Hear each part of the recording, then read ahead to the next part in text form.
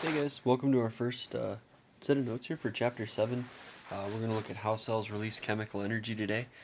This is really the counterpart to Chapter 6. We just got done spending a lot of time talking about photosynthesis and how plants take our solar energy and make it into chemical energy.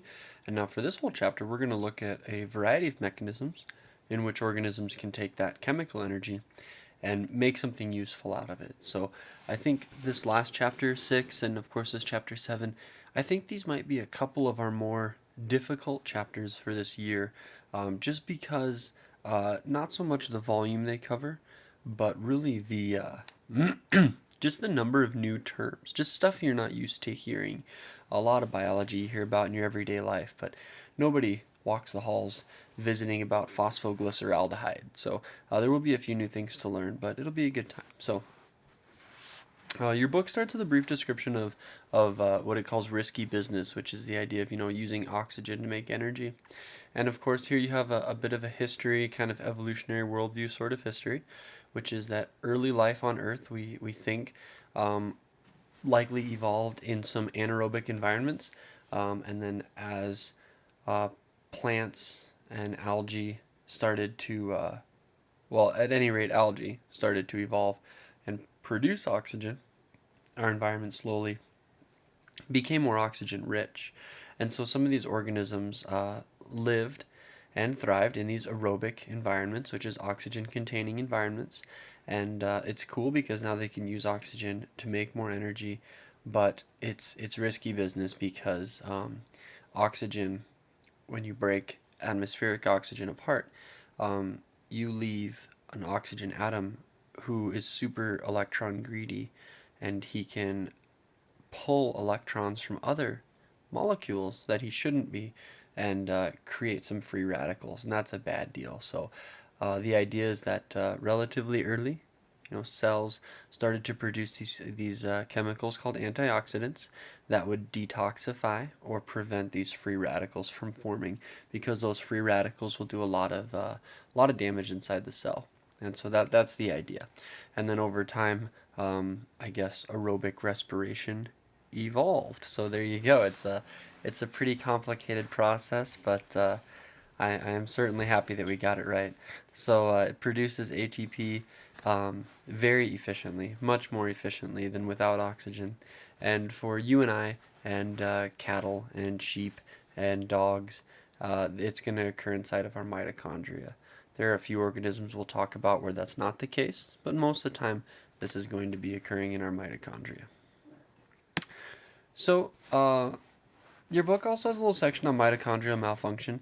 Aerobic respiration, even though, as you'll see in just a minute, we're pretty good at tying up those oxygens, free radicals can still be part of the game. They are still produced on occasion, and as they accumulate, they cause what's called oxidative stress. Oxidative stress is we are accumulating too many free radicals, they're damaging other molecules within the cell, and if that continues, they can damage entire organelles. And if the whole organelle is damaged, in an organ system, perhaps all the cells in a tissue, you can really be in rough shape. We're starting to link oxidative stress to Alzheimer's and also Parkinson's diseases. So that's kind of interesting. And nerve cells seem to be particularly sensitive, and we think that might have to do with their large number of mitochondria. They have a lot of mitochondria and they make a lot of ATP. And so it's just kind of one of those things, if you have a lot of mitochondria in your cell, then you're a little more likely to have a higher concentration of those oxygen free radicals because you're in the business of frequently using oxygen to make that energy, even more frequently than other tissues around you might be. So nerve cells seem to be sensitive to this. So we're going to look at some ways to break down carbohydrates. Photosynthetic organisms, plants, algae, those sorts of guys, capture solar energy and store it in sugars, and that was all last chapter. So now we've got energy stored in the sugars, but that energy is not actually useful to us. We talk about glucose a lot. Glucose is good, but it's not energy, not yet. So we really need to get it into the form of ATP. That's where it's useful for us. And so that's what we're going to look at this chapter, is how can we get this stuff, glucose, which is good, turned into something like ATP, which is really what we need for these energy requiring reactions. Most of our eukaryotes, so you, me, animals, some bacteria will use aerobic respiration. And so here's kind of the very simple connection between us and plants, right? Plants take the carbon dioxide in the water, photosynthesize with the sun to make the sugar and the oxygen. Animals take the sugar and the oxygen. They undergo aerobic respiration. They give off energy through this reaction, and they exhale their CO2 and water. So there's the most basic and obvious interdependency between plants and animals.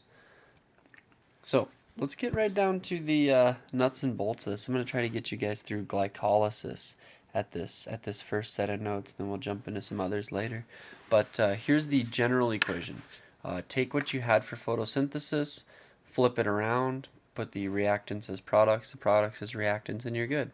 So photosynthesis, we made glucose, now we're consuming glucose.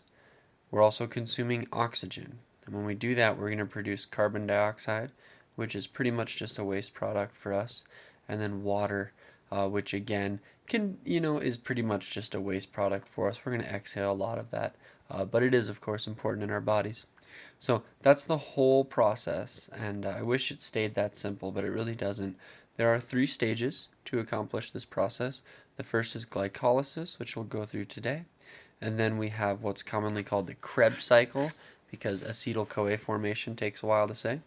And then finally the electron transfer chain, or the electron transfer phosphorylation, which is where we make a ton of ATP, and is really the business end of getting energy out of glucose for us.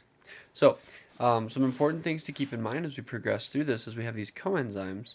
Coenzymes, if ATP is our energy dollar, think of these guys as like a nickel and a dime. That in and of themselves, they don't carry a lot of energy, but they carry those hydrogens, and those hydrogens are very, very, very important. So our coenzymes, you'll see these guys in the game, NADH, FADH2, they're going to be carrying electrons, which are important, and they're going to be carrying hydrogens, which are very, very, very important. So, we mentioned, that we were looking at aerobic respiration, but there is something we'll talk about later in this chapter called anaerobic fermentation. So these two are similar, and we're going to talk about that right now. So aerobic respiration, what you and I do. Fermentation, some bacteria, yeast, those kind of organisms, both start with the same process called glycolysis. Everybody starts there, right? Glyco is like sweet or sugar or something like that. Lyse, to break, to burst. And so that literally we start with sugar breaking. What else are you going to do when you have glucose, right? Break the sugar, you got to do it. So it converts 1 molecule of glucose into 2 molecules of what we call pyruvate. Now, after this, our 2 pathways go separate ways. Fermentation happens in the cytoplasm, and it's only going to give us 2 ATP per glucose molecule. That's not a lot. It's really not. I mean, if you're a yeast that just sits there and doesn't move, it'll get the job done, I guess. But aerobic respiration, once we start moving into the mitochondria, we're going to get about 36 ATP per glucose molecule. That's a ton of energy, and that allows you and I to, walk around and run and that kind of stuff. So it's good. Here's for the visual learner, if you didn't understand 36 was more than 2, that's a lot. That is not. Aerobic respiration, mitochondria, lots of energy. Cytoplasm, not a lot of energy. Fermentation, cytoplasm, not a lot of energy. All right, so there's your differences. Okay, so let's jump into it here. Glycolysis. Glycolysis starts sugar breakdown. Like we just said, aerobic, fermentation, whatever. It's all starting with glycolysis. You guys should know inputs, outputs, where it's happening, that kind of stuff. This is going to occur in the cytoplasm of the cells.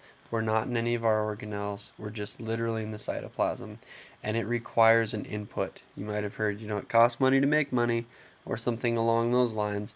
It requires an initial investment of 2 ATP molecules to get this thing started.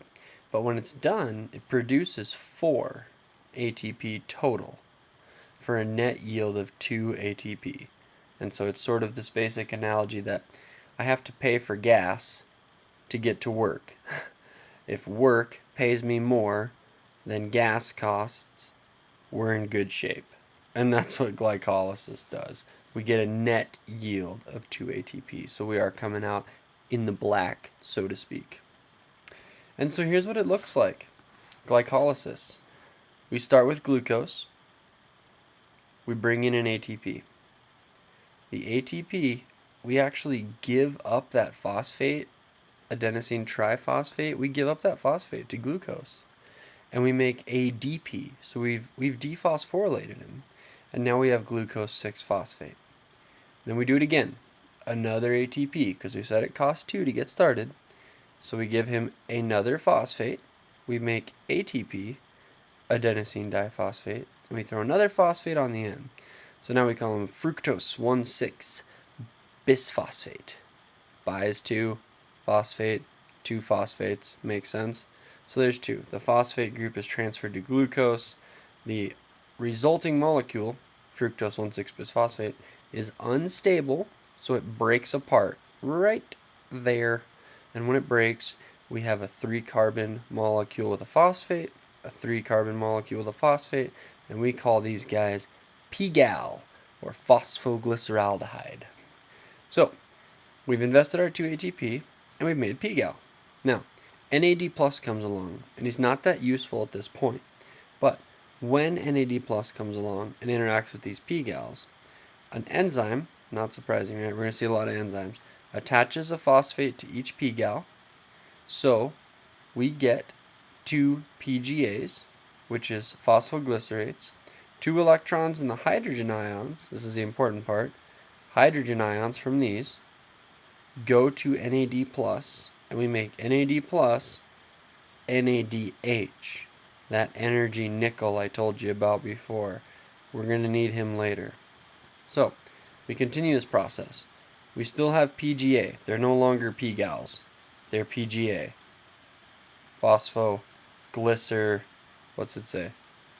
Phosphoglycerate, not phosphoglyceraldehyde, phosphoglycerate, okay?